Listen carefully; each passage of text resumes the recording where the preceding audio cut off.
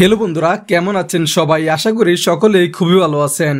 নীরাজ পান্ডের খাকি দা Bengal chapter নিয়ে ইতিমধ্যে বিনোদন জগতে শোরগোল শুরু হয়ে গেছে।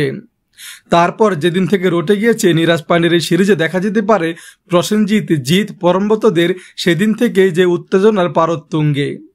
এই সিরিজের বেশিরভাগ শুটিংই হবে উত্তর কলকাতার বিভিন্ন জায়গায়, বিশেষ করে লালবাজার চত্বর, মধ্য ও উত্তর কলকাতার বিভিন্ন লোকেশনে নতুন এই সিরিজের শুটিং হচ্ছে। এই সিরিজের শুটিং ফ্লোরে দেখা গেছে তাবর তাবর সব অভিনেতা অভিনেত্রীদের। সেখানে জিৎ, প্রসেনজিৎ, পরমব্রত, শাশ্বত চট্টোপাধ্যায়, সুমিত গাঙ্গুলি সহ আরো অনেকেই দেখা গিয়েছে।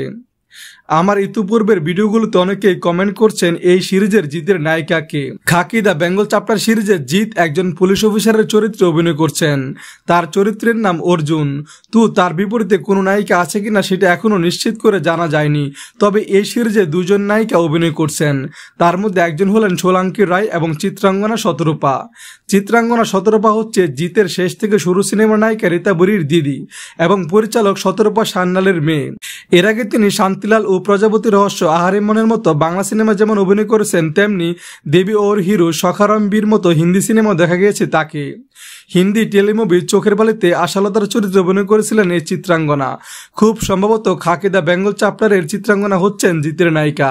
যেহেতু খাকি দা বেঙ্গল চ্যাপ্টারে এখনো অবধি কোনো অফিসিয়াল আপডেট আসেনি, তাই কোনো কিছু 100% কনফার্ম নিউজ হিসেবে নেওয়া যাবে না। তবে কলকাতার ফিল্ম ইন্ডাস্ট্রির সামনের সারির কোনো নায়িকা এই সিরিজে না থাকায় ধরে নেওয়া হচ্ছে চিত্রাঙ্গনাই হবেন জিতের নায়িকা। খাকি দা বেঙ্গল চ্যাপ্টার সিরিজটি নেটফ্লিক্সে মুক্তি হবে আগামী সেপ্টেম্বর মাসে। এর আগে অফিসিয়াল কিছু পোস্টার, টিজার, ট্রেলার আরো অনেক কিছুই আসবে।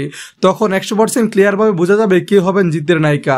তো বন্ধুরা, ভিডিওটা ভালো লাগলে একটা লাইক দিবেন। পাশে থাকার জন্য ধন্যবাদ। Hi friends, don't forget to like, comment and share, and yes, subscribe to Entertainment's YouTube page for latest updates.